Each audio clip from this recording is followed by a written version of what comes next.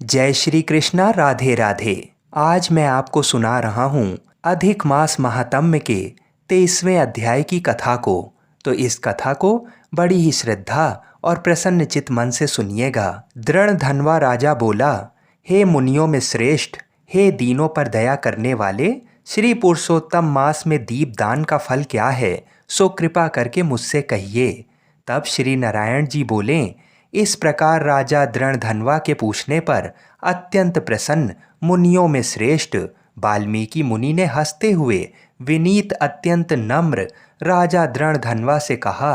वाल्मीकि मुनि बोले, हे राजाओं में सिंह दृश पराक्रम वाले, पापों का नाश करने वाली कथा को सुनिए, जिसके सुनने से 5 प्रकार के महान पाप नाश को प्राप्त होते हैं।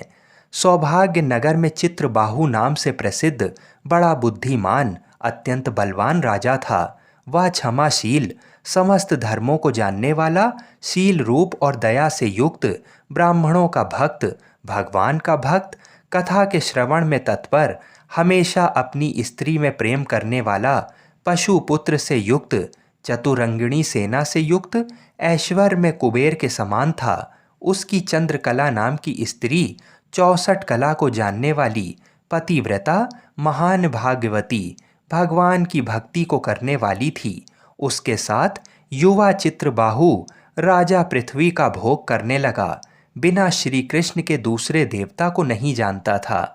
एक दिन पृथ्वीपति राजा चित्रबाहु ने दूर से ही आए हुए मुनियों में श्रेष्ठ अगस्त मुनि को देखकर पृथ्वी में दंडवत प्रणाम कर उनकी विधि पूर्वक पूजा की और भक्ति से आसन देकर मुनि श्रेष्ठ के सम्मुख बैठ गया। विनय से नम्र होकर मुनि श्रेष्ठ से कहा, आज मेरा जन्म सफल हुआ, आज मेरा दिन सफल हुआ, आज मेरा राज्य सफल हुआ, आज मेरा ग्रह सफल हुआ, जो आप श्री कृष्णचंद्र के सेवक आज मेरे ग्रह में आए हैं। आपसे देखा गया मैं ताप पुंजस से मुक्त हो गया। आपको हाथी घोड़े रथ से युक्त समस्त राज्य समर्पण किया। हे मुनि श्रेष्ठ, आप वैष्णव हो, आपके लिए कोई भी अदेय वस्तु नहीं है। वैष्णव को थोड़ा भी दिया हुआ मेरु पर्वत के समान होता है। जो कौड़ी के बराबर शाक अथवा उत्तम अन्न जिस दिन वैष्णव ब्राह्मण को नहीं देता है, वह दिन उसका विफल है, ऐसा वेद के जानने वालों ने कहा है।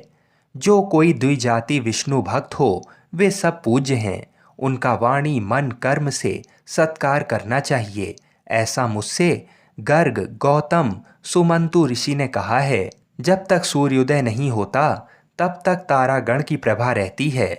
जब तक वैष्णव ब्राह्मण नहीं आता है तभी तक दूसरे ब्राह्मण कहे गए हैं। अगस्त मुनि बोले, हे चित्रबाहु, हे महाभाग, हे नृप, इस समय तुम धन्य हो, ये सब प्रजा धन्य है। जो तुम वैष्णवों की रक्षा करते हो, जो राज वैष्णव का नहीं हो, उसके राज्य में वास नहीं करना। शून्य वन में वास करना अच्छा है, परंतु अवैष्णव के राज में रहना अच्छा नहीं है। जिस प्रकार नेत्रहीन शरीर, पतिहीन स्त्री, बिना पढ़ा हुआ ब्राह्मण निंद है, वैसे ही वैष्णव रहित देश निंग है। जैसे दांत के बिना हाथी, पंख के बिना पक्षी, 10वीं महाविद्या द्वादशी एकादशी कही गई है, वैसे ही वैष्णव रहित देश है। जैसे कुसा रहित संध्या, तिलहीन तर्पण, वृत्ति के लिए देवता की सेवा है, वैसे ही वैष्णव रहित देश कहा है। जैसे केशों को धारण करने वाली विधवा स्त्री, स्नान रहित व्रत, ब्राह्मणी में गमन करने वाला शूद्र है, वैसे ही बिना वैष्णव का राष्ट्र निंग है। जो श्री कृष्णचंद्र के चरणों का आश्रय करने वाला है, सत्पुरुषों से राजा कहा गया है, उसका राष्ट्र हमेशा वृद्धि को प्राप्त होता है और उसकी प्रजा सुखी होती है। हे राजन, जो मैंने तुमको देखा इसलिए मेरी दृष्टि सफल हुई। भगवत भक्त आपके साथ बात करने से आज मेरी वाणी सफल हुई। हे राजन, मेरी आज्ञा से ये राज्य तुमको करना चाहिए।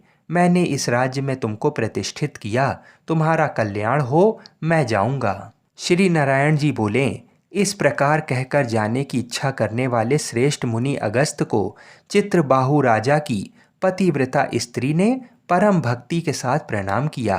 अगस्त मुनि बोले, हे सुभे, तू सदा सौभाग्यवती हो और भक्ति में पति की सेवा कर। श्री गोपी जन के वल्लभ श्री कृष्णचंद्र में तेरी सदा दृढ़ भक्ति हो। इस प्रकार आशीर्वाद देते हुए अगस्त ऋषि से विनय पूर्वक सिर नवाकर और अंजलि बांधकर चित्रबाहु राजा ने फिर कहा, हे विपेंद्र, ये विपुल लक्ष्मी कैसे हुई? निष्कंटक राज्य कैसे हुआ? ये मेरी स्त्री इतनी पतिव्रता कैसे हुई? और मैंने कौन सा पुण्य किया था? हे विपेंद्र, ये सब मेरे से आप कहिए, मैं आपकी शरण में आया हूँ। हे मुनीश्वर, आप हाथ में स्थित दर्पण के समान सब जानते हो। श्री नारायण जी बोले, इस प्रकार राजा चित्रबाहु के कहने पर मुनि श्रेष्ठ अगस्त एकाग्र चित्र होकर राज श्रेष्ठ चित्रबाहु से बोले। अगस्त मुनि बोले, हे राजन, मैंने तुम्हारे पूर्व जन्म का चरित्र देख लिया है। इतिहास के सहित प्राचीन उस चरित्र को कहता हूँ। सुंदर चमत्कारपुर में शूद्र जाति में जीव हिंसा करने में तत्पर मणिग्रीव कामधारी तुम हुए। सो तुम नास्तिक, दुष्ट चरित्र वाले, दूसरे की स्त्री को हरण करने वाले, कृतघ्न, दुर्विनीत, शिष्टाचार से रहित हुए। और तुम्हारी ये जो स्त्री है, यही पूर्व जन्म में भी स्त्री थी। ये कर्म, मन और वचन से पति सेवा में परायण थी। पतिव्रता, महाभागा, धर्म में प्रेम करने वाली, मनस्विनी, इसने कभी भी तुम्हारे विषय में दुष्ट भाव नहीं किया। पाप कर्म को करने वाले तुम्हारी जाति और बांधवों ने त्याग कर दिया और क्रुद्ध होकर राजा ने सब उत्तम धन ले लिया। फिर उस समय बचा हुआ जो कुछ अवशेष धन था, उसको जाति वालों ने भी लिया। तब उस समय धन के चले जाने से तुमको धन की भारी इच्छा हुई, परंतु धन के नाश होने पर भी मन मलिन होकर इस पतिव्रता ने तुम्हारा त्याग नहीं किया। इस प्रकार सब लोगों से तिरस्कृत होने पर तुम निर्जन वन को गए। हे महीपते, वन में जाकर अनेक पशुओं को मारकर अपनी आत्मा का रक्षण किया। इस प्रकार स्त्री के सहित जीवन निर्वाह करते हुए धनुष को उठाकर मणिग्रीव मृग के मांस को खाने की इच्छा से बहुत से सर्प और मृग से भरे हुए वन को गया। उस मनुष्य रहित वन के मध्य मार्ग में उग्रदेव नाम के महामुनि दिशा ज्ञान के नष्ट हो जाने से व्याकुल हो गए। हे राजन, मध्याह्न के समय तृषा से अत्यंत पीड़ित हो वहां ही गिरकर मरणासन हो गए। उस समय रास्ते को भूले हुए उस दुखित ब्राह्मण को देखकर तुमको दया आई। उस ब्राह्मण को उठाकर और उसको साथ लेकर तुम अपने आश्रम को गए। उस दुखित ब्राह्मण की तुम दोनों स्त्री पुरुष ने सेवा की। एक मुहूर्त के बाद उस समय महायोगी उग्रदेव चैतन्यता को प्राप्त हो आश्चर्य करने लगे कि मैं वहाँ था, यहाँ कैसे आ गया? उस वन के बीच में कौन लाया? श्री नारायण जी बोले, मणिग्रीव ने उस ब्राह्मण से कहा कि ये सुंदर तालाब है, इसमें कमलिनी के पुष्प से सुगंधित शीतल जल है। हे ब्राह्मण, उस शीतल जल में स्नान करके मध्याह्न की क्रिया करके फलाहार करें और सुंदर शीतल जल का पान करें। इस समय मैंने रक्षा की है, आप सुख से विश्राम करें। हे मुनि श्रेष्ठ, आप उठिए और आप कृपा करने के योग्य हैं। अगस्त जी बोले, उस समय उग्रदेव ब्राह्मण श्रम रहित सावधान हो मणिग्रीव का वचन सुनकर तृषा से व्याकुल हो उठा। हे चित्रबाहु, मणिग्रीव की भुजा पकड़कर वट वृक्ष से शोभित तालाब के तट पर जाकर बैठ गए। वट की छाया में बैठकर क्षण मात्र विश्राम कर स्नान और नित्य कर्म कर वासुदेव भगवान का पूजन किया। देवता पितरों को तर्पण कर सुंदर शीतल जल को पान कर उग्रदेव ब्राह्मण शीघ्र वट के मूल भाग में आकर बैठ गए। पत्नी सहित मणिग्रीव ने मुनि श्रेष्ठ उग्रदेव को नमस्कार किया और अतिथि सत्कार करने की इच्छा से विनय युक्त वाणी से बोला, हे ब्राह्मण, आज मुझको तारने के लिए आप मेरे आश्रम को आए। आपके दर्शन से मेरे पाप नष्ट हो गए हैं। इस प्रकार उस ब्राह्मण से ये कहकर प्रसन्न मणिग्रीव स्त्री से बोला, ऐ सुंदरी, जो जो स्वादिष्ट पके हुए फल हैं उन आम्र फलों को तुम जल्दी लाओ, विलंब मत करो। हे सुभानने, और जो कुछ कंद आदि हो उनको भी लाओ। इस प्रकार स्त्री अपने पति के वचन को सुन फलों को और कंदादिकों को लाकर हर्ष से ब्राह्मण के सामने रखती है। मणिग्रीव फिर मुनिश्रेष्ठ से वचन बोला कि हे ब्राह्मण, इन फलों को ग्रहण कर मुझ स्त्री पुरुष को कृतार्थ करें। उग्रदेव ब्राह्मण बोला, तुमको मैं नहीं जानता हूँ, तुम कौन हो, सो मेरे से कहो। विद्वान ब्राह्मण को चाहिए कि अपरिचित का भोजन नहीं करे। मणिग्रीव बोला, हे द्विज शार्दूल, मैं मणिग्रीव नामक शूद्र जाति का स्वजनों से, जाति वालों से, अपने बांधवों से त्यागा हुआ हूँ। इस प्रकार शूद्र के वचन को सुनकर प्रसन्न आत्मा उग्रदेव ने फलों को खाया, बाद जल को पिया।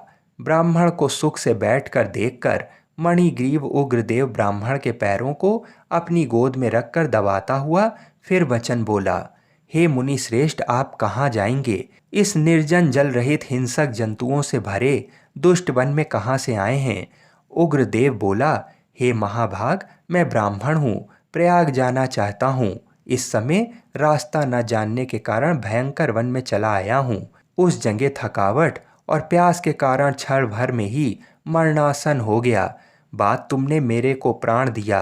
हे मणिग्रीव, बोलो तुमको मैं क्या दूं? हे मणिग्रीव, तुम दोनों स्त्री पुरुष ने किस दुख के कारण वन में आश्रय लिया है, उस दुख को मुझसे कहो, मैं उस दुख को दूर करूंगा। अगस्त्य मुनि बोले, इस प्रकार उग्रदेव ब्राह्मण के वचन को सुनकर अपनी स्त्री के सामने उस मुनीश्वर उग्रदेव की प्रार्थना कर दरिद्रता समुद्र को पार करने की इच्छा वाले मणिग्रीव ने अपने कर्म के भयंकर फल रूप वृतांत को कहा। इस प्रकार से 23वें अध्याय की कथा यहीं पर समाप्त हुई। आगे की कथाओं को सुनने के लिए हमारे चैनल को अवश्य सब्सक्राइब करें। जय श्री राधे कृष्ण। हर हर महादेव।